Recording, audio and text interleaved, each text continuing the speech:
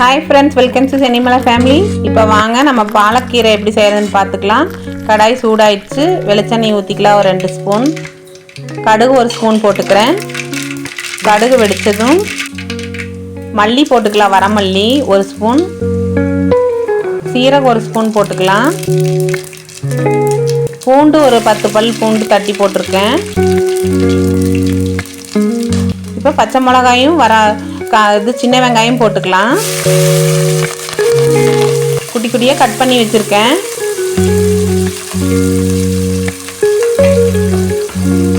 நல்லா வதக்கிக்கணும். இப்போ வரமிளகாய் கொஞ்சம் கட் பண்ணி வச்சுருக்கேன்.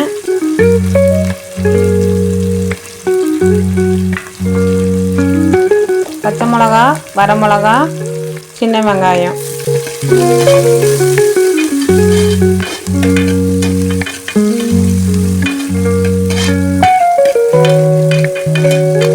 எல்லாம் நல்லா வதக்கி விட்டுக்கலாம்.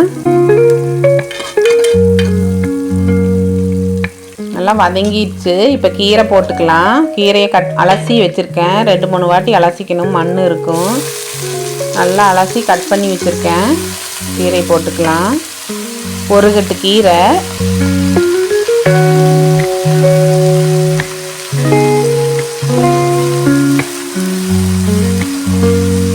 ஒரு கட்டு கீரையை நல்லா குட்டி குட்டியாக கட் பண்ணி வச்சுருக்கேன். அப்புறம் சீக்கிரம் வெந்துக்கும். பாலக்கீரை என்ன ஒரு 2 மினிட்ஸில் வெந்துடும். பருப்பு தனியாக தக்காளி போட்டு வேக வச்சுருந்தேன். அதை அப்படியே மசிச்சு விட்டுட்டு ஊற்றிக்கலாம். ஏன்னா பாலக்கீரை சீக்கிரமே வெந்துருங்கிறனால நம்ம ஊற்றிக்கலாம். பருப்பை வேக வச்சுருக்கிற பருப்பை எல்லாம் ஊற்றிட்டு கொஞ்சம் தண்ணி, அந்த பருப்பு தண்ணி எடுத்து வச்சுருந்தேன். அதே தண்ணியுமே அலசி ஊற்றி விட்டுறணும். அதில் கொஞ்சமாக ஊற்றிக்கலாம்.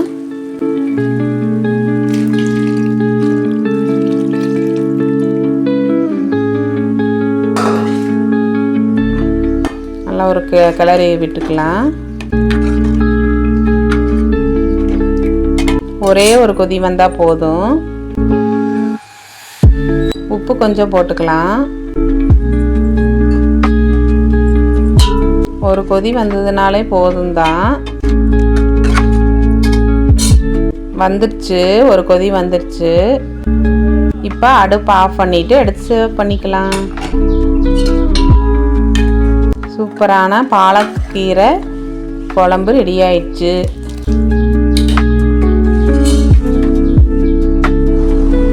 சாதத்துக்கு ஊற்றி சாப்பிட்டா சூப்பராக இருக்கும். நீங்களும் இது மாதிரி ஒரு வாட்டி செஞ்சு பாருங்கள். நல்லாயிருக்கும் பாலக்கீரை.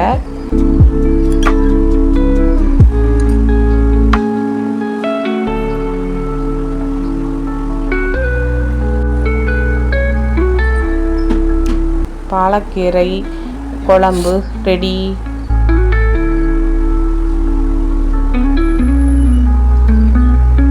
Thanks for watching.